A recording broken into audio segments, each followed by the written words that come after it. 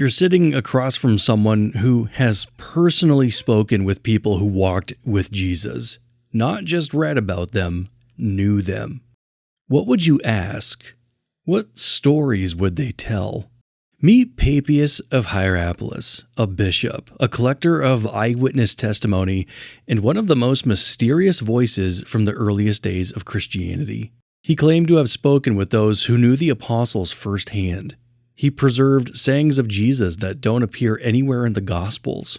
And he painted bizarre pictures of the end of the world and the fate of Judas. But here's the million-dollar question. Can we trust him? I'm Jared Luchabor, and I invite you to step into a world where oral tradition met written scripture, where the line between memory and myth was still being drawn. Journey with me into the strange, fascinating world of Papias in this episode of the Church History Project.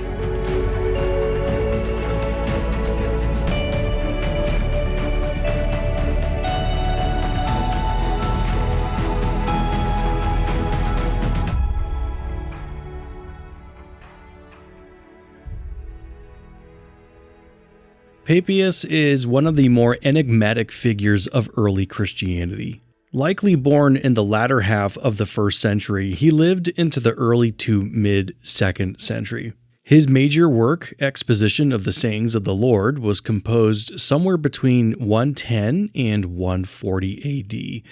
Although his writings have been lost to history, fragments preserved by later church fathers help us understand, to some extent, his theological outlook and historical significance. Tradition holds that Papias was a disciple of John the Apostle, but this claim is widely debated. Whether or not he was personally mentored by John, he was certainly a second-generation Christian, one who eagerly sought out those who had known the apostles firsthand. As Bishop of Hierapolis, a city in Phrygia in modern-day Turkey, Papias dedicated himself to preserving the words and teachings of Christ, that they were faithfully transmitted to the next generation of believers. Papias put a huge premium on oral tradition. In a time when written accounts of the life of Jesus and his ministry were beginning to circulate, Papias displayed a notable preference for the spoken word. He actively sought out first-hand witnesses, those who had themselves heard the teachings of Jesus or had been directly taught by the apostles. Papias thought that the quote-unquote living voice carried a weight of authority that even written texts could not fully capture. His perspective suggests a degree of skepticism regarding the sufficiency of written records alone. Papias believed that personal testimony, delivered by those who had walked with Christ or had received apostolic instruction, offered a depth and authenticity that mere text could not convey. He saw himself as a careful steward of these traditions and gathered accounts from reliable sources to make sure that the actual teachings of Jesus were not lost or distorted.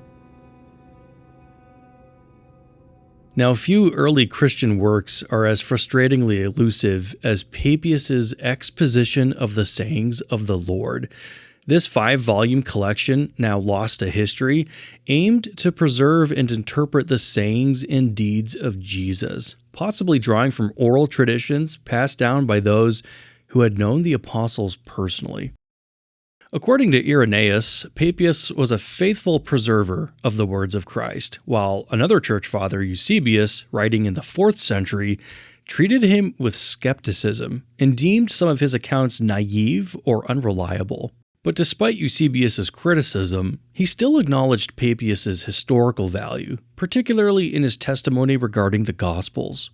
Papias's sources were said to include presbyters, elders, who had first-hand contact with the apostles, figures who, in turn, had received their knowledge directly from Jesus or those closest to him. This claim makes his work a potential gold mine of early Christian tradition, blending historical accounts with theological reflections and eschatological or end times expectations. The nature of what we have lost fuels ongoing scholarly debates. How much of what he recorded was faithful to what the apostles may have said? and how much reflected later embellishments shaped by the theological currents of the 2nd century. Among these snippets is one of the most extravagant, apocalyptic, and, frankly, strange sayings attributed to Jesus. It says this: "The days will come in which vines shall grow, each having 10,000 branches, and each branch 10,000 twigs, and on every twig 10,000 clusters, and in every cluster 10,000 grapes, and every grape, when pressed, shall yield 25 measures of wine." This odd parable overflows with hyperbole, an image of abundance that staggers the imagination. Imagine a single grape yielding the equivalent of 40 gallons of wine. Imagine clusters so large they must be carried by beasts of burden, or vines so dense they fill entire hillsides. It's a symbolic picture of the Messianic age, an age where creation itself is renewed, where the earth rejoices, and where the fruit of the vine never fails. To understand this saying, we need to enter the mindset of 1st century Jewish and Jewish Christian believers. The world of Jesus and his earliest followers was saturated with expectation. They longed for the restoration of Israel, for justice under God's reign, and for the fulfillment of ancient promises. Writings like 1st Enoch and 2nd Baruch, popular among many Jewish groups at the time, are filled with symbolic visions of a renewed earth. The vision Papias records fits squarely into this tradition. It's a proclamation that the long-awaited age has dawned, or at least is soon to dawn. The Messianic king would return, and with him would come a feast beyond imagining. The fruitfulness of the land symbolized the nearness of God's presence, his kingdom come. The image may also reflect Old Testament prophets. Think of Amos 9 verse 13, where the mountains shall drip sweet wine, and all the hills shall flow with it. Or Isaiah's vision of a feast of rich food and well-aged wine for all peoples in chapter 25 verse 6. In that light, this saying becomes a bold, extravagant signpost pointing forward to the final consummation. Of course, the obvious question remains: did Jesus actually say this? Short answer: probably not. However, this is where things become murky. Papias claims to preserve oral traditions going back to the apostles, possibly even to figures like the daughters of Philip the Evangelist, who were said to have settled in Hierapolis. But the accuracy of such claims is difficult to verify. Eusebius, writing in the early 4th century, was skeptical of Papias, particularly due to his strong belief in a literal 1,000-year reign of Christ on earth. Eusebius even calls him a man of limited understanding, perhaps suggesting that his views and maybe his sources were not to be trusted entirely. So, is this an authentic oral saying of Jesus, faithfully transmitted but never written down in the canonical Gospels? Or is it a later elaboration, a pious fiction shaped by Jewish Christian millennial hopes? It's worth noting that this saying appears nowhere in the New Testament, and it differs significantly in tone and content from the parables and imagery found in the Gospels. But at the same time, it does reflect the hope for a coming kingdom that Jesus himself clearly proclaimed. Whether or not these exact words were ever spoken by Jesus, they do convey an important message. The early Christians were captivated by the idea of a new world. A world where the curse of the fall is lifted, where vines overflow with wine, and where the joy of the Lord saturates every corner of creation.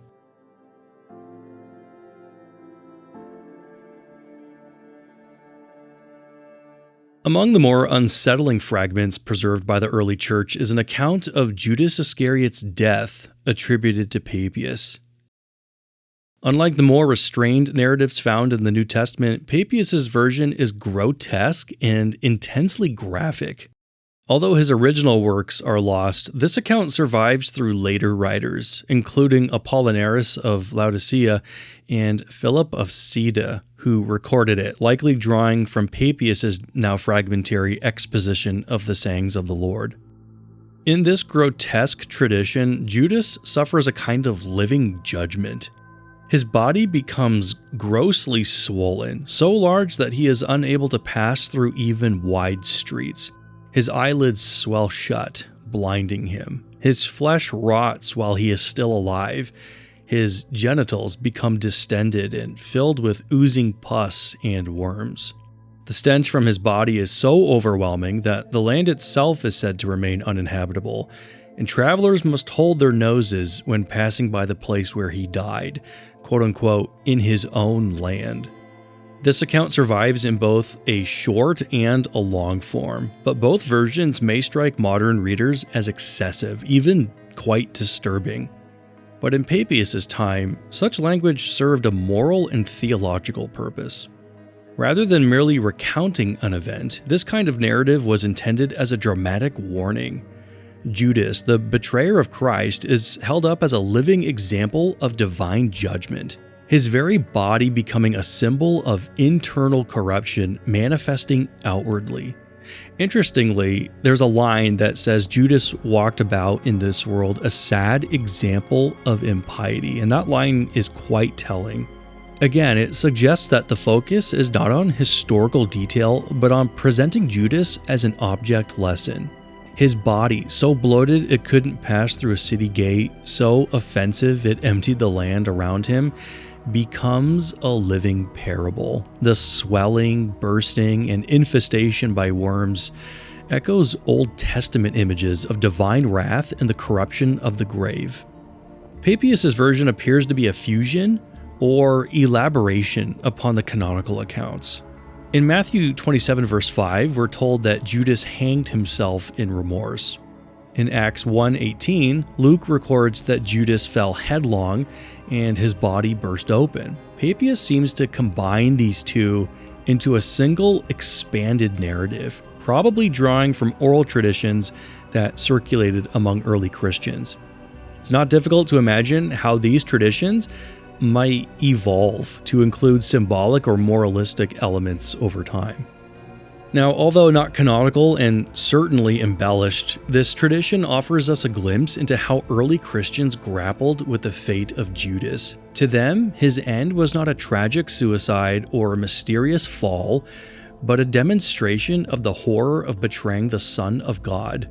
And while the details may be difficult to stomach, the underlying message remains clear. No betrayal of Christ goes unnoticed by heaven. The most significant fragments preserved from Papias are his testimony regarding the origins of the Gospels of Mark and Matthew. Though brief, these remarks, quoted later by Eusebius, offer some of the earliest Christian reflections on how the Gospel accounts were composed. For a man so committed to first-hand eyewitness testimony, Papias' words carry a kind of primitive authority and give us a rare window into how the early church understood the written traditions of Jesus' life. On Mark, Papias wrote this: Mark, having been Peter's interpreter, wrote down accurately, though not in order, what he remembered of the things said and done by the Lord. This short statement suggests that the Gospel of Mark is not a neat chronological biography of Jesus, but rather a faithful recording of Peter's preaching, raw, vivid, and perhaps delivered in fragments, as sermons or teachings were given in different settings.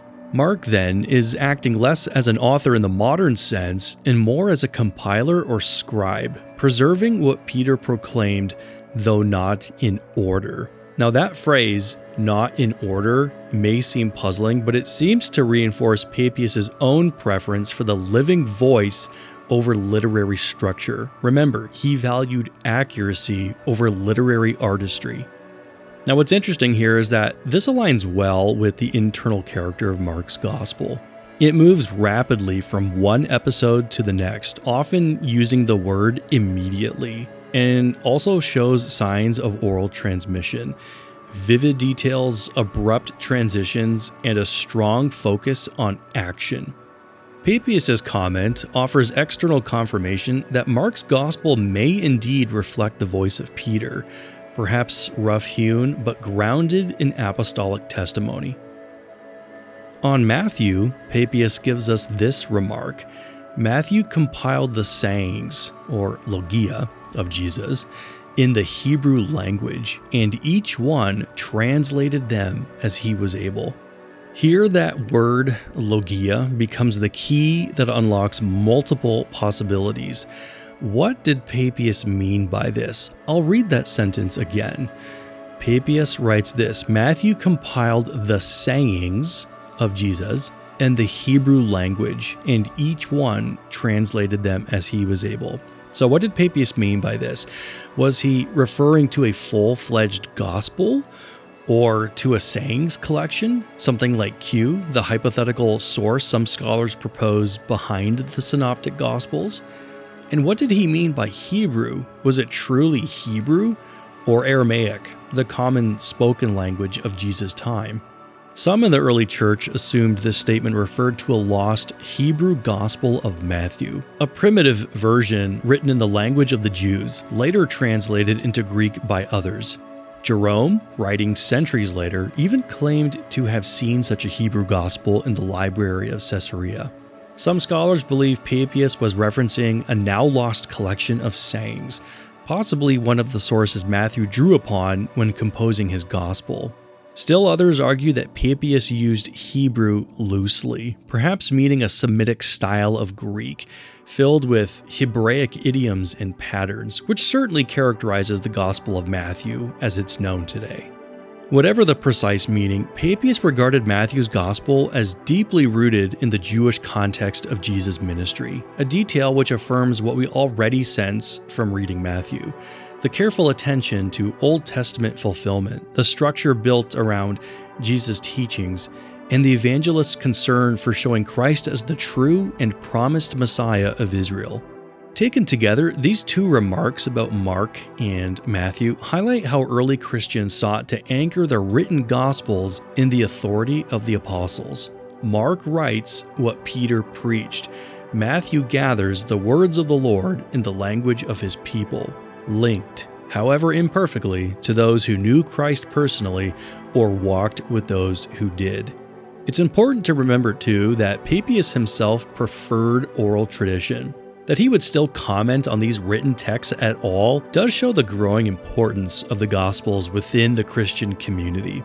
The living voice was beginning to be committed to parchment, not to replace eyewitness testimony, but to preserve it for generations who would never hear Peter preach or sit at the feet of an elder from Jerusalem. At the same time, Papias' statements also remind us that the process of gospel formation was a complex one. It didn't happen in a vacuum. Different communities preserved different memories. Some traditions were written down early, while others were passed down by word of mouth before being compiled. Yet through it all, the Spirit of God was at work, superintending the process, preserving the truth, and guiding the church into all truth, just as Christ had promised. Before we jump back in, just a quick reminder that you can stay connected with everything happening here by subscribing to the Church History Project on Substack. It's completely free, and you'll get each new episode sent directly to your email, along with a devotional reflection every other week. And for those who want to go deeper, paid subscribers receive devotional and historical study guides that pair with each episode. If you want to support the show in an even simpler way, there's also a Buy Me a Coffee link where you can chip in and help keep this project going. And now, back to the episode. One of the more curious and debated aspects of Papias' testimony involves his reference to not just one, but two individuals named John. In a passage preserved by Eusebius, Papias recounts the sources he relied upon for his information. He mentions, "And whenever anyone came who had been a follower of the elders, I asked about their words, what Andrew or Peter had said, or Philip or Thomas or James or John or Matthew or any other of the Lord's disciples, and what Aristion and the presbyter or elder John, disciples of the Lord, were still saying." Now, this phrasing has led some to argue that Papias was distinguishing between two separate men, John the Apostle, one of the 12, and another figure, John the Elder, or what we could call Presbyter John, a later Christian teacher of some authority. According to Eusebius, this distinction was intentional. Eusebius used it to suggest that the book of Revelation, with its intense apocalyptic visions and millennial language, was not written by the Apostle John, but by this supposed other John. Now we need to understand what's going on here. Eusebius was not a fan of the book of Revelation. Its vivid end times imagery didn't sit well with his theological and even political preferences, and the millennial hopes it inspired had become problematic in some Christian circles by his time. So if he could attribute Revelation to someone other than the apostle, say to a less prominent elder, he could minimize the book's authority without outright rejecting it. But is Eusebius's interpretation accurate? The traditional view of the early church, held by the majority of church fathers before Eusebius, was that John the Apostle was the author of the Gospel of John, the 3 Johannine epistles, and the book of Revelation. This was the position of men like Irenaeus, who personally knew Polycarp, a disciple of John. Irenaeus flatly affirms that John the Apostle wrote all these works and that he lived into old age, ministering in Asia Minor, particularly around Ephesus, before being exiled to Patmos under the Emperor Domitian. And then that's where he wrote the book of Revelation. So, what do we make of Papias' 2 references to John? There's a case to be made that Papias is referring to the same person, John the Apostle, under 2 different titles. In his early years, John was a disciple, an eyewitness to Christ's ministry. But by the time Papias was collecting oral traditions in the early 2nd century, John would have been an aged figure, known affectionately and respectfully as the elder or the presbyter. In fact, this is precisely how the author of 2 John and 3 John refers to himself. 2 John 1 verse 1, for example, the elder to the elect lady. Far from indicating a different person, the elder may well have been a humble self-designation used by the apostle himself. Supporting this view is the Greek grammar in Papias' statement. The phrase, the presbyter John, includes the definite article, so the word the, which in Greek often functions what we call anaphorically, that is, to refer back to someone previously mentioned. In this case, it points back to the earlier reference to John among the apostles. The same article is not used for Aristion, who is listed alongside the presbyter John, suggesting that only John is being re-identified with a title, not a newly introduced one. All this indicates that Papias wasn't distinguishing 2 different men named John, but rather referring twice to the same man, John the Apostle, once as a disciple and later as a revered elder. Modern scholarship, of course, often treats the 2 Johns theory as a live possibility. Some argue that stylistic differences between the Gospel and Revelation suggest different authors, but style can vary widely depending on the context, content, genre, and even the use of scribal help. A pastoral letter written in peace and reflection won't sound like a prophetic vision written in exile on a rocky island. What's more, the early church consistently recognized the authority and unity of the Johannine writings. Only in later centuries, particularly with figures like Eusebius, do we see attempts to divide them between different authors. So, are there 2 Johns? The historical record leaves some room for debate, but the traditional view remains the most compelling.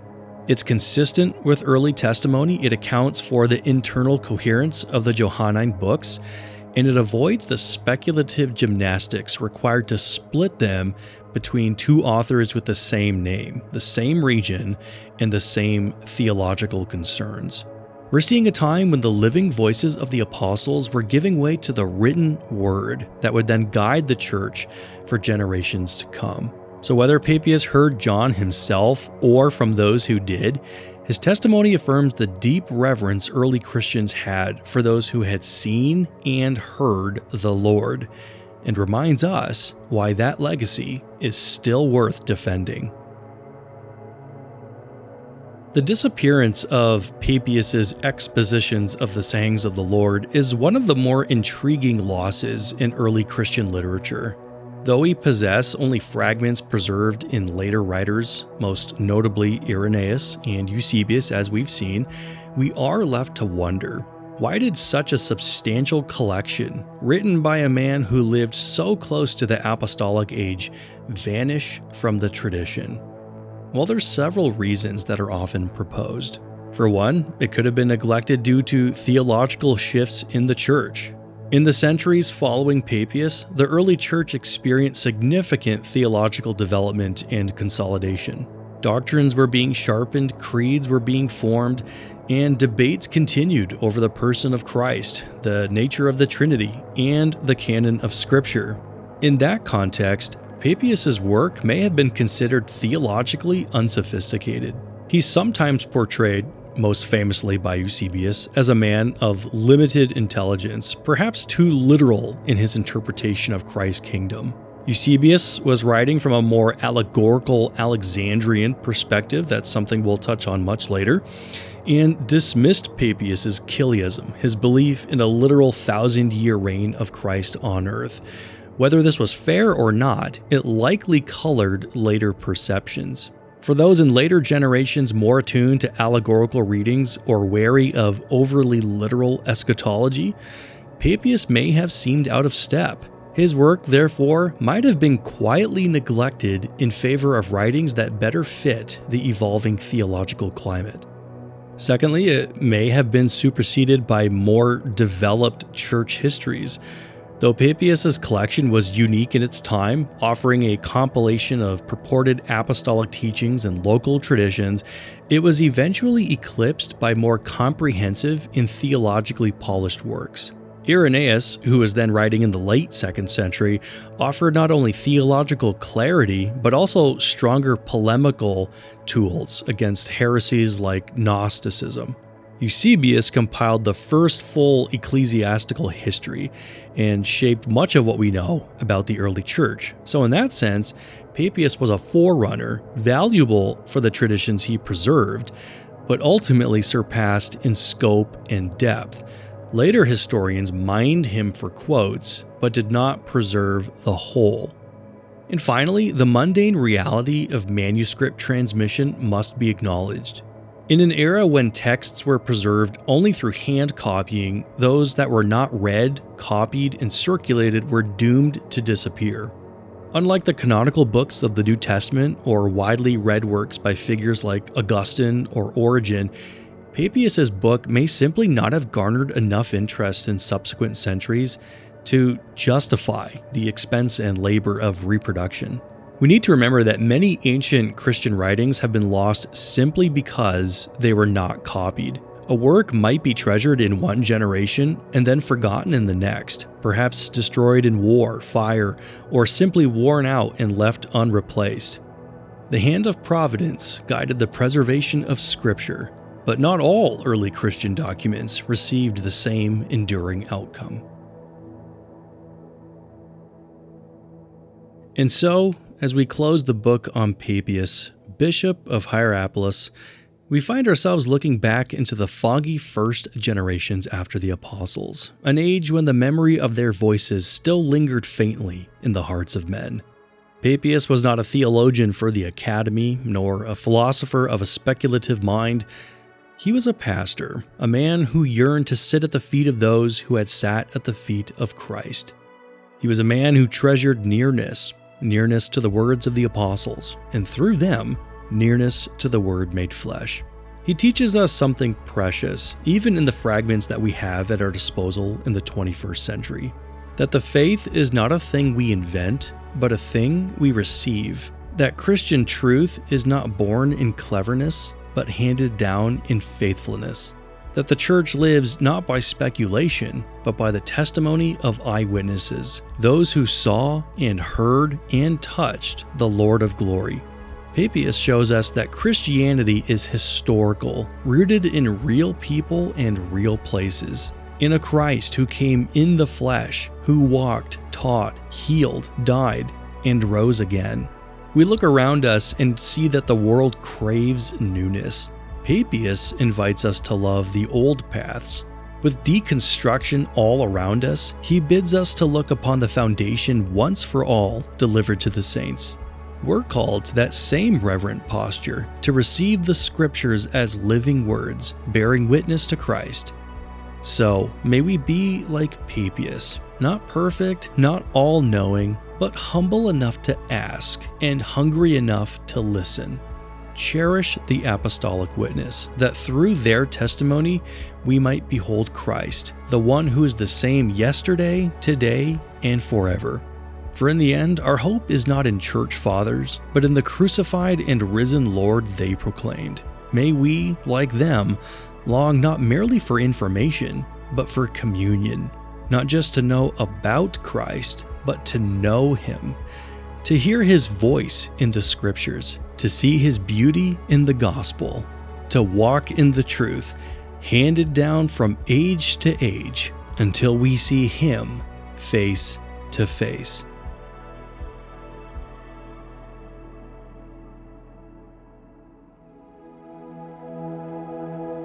That's a wrap on our exploration of Papias, one of the most puzzling figures in the early church.